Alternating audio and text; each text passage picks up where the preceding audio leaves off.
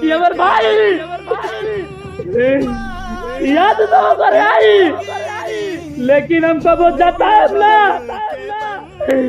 नजर खोजी लेकिन कबो दिखाएब ना। पाँच तरह के भला कूट कूट के जिले, लेकिन कबो नजर से नजर मिलाएब ना। जाई जरूर जेके जाए के बजहिया कि हमार जान कबो तोरा फुर्सत मिले तो गौर से सोच लिया कि तो के कहीं जाए से काहे रोकत रहनिया। ईद परीत करे जा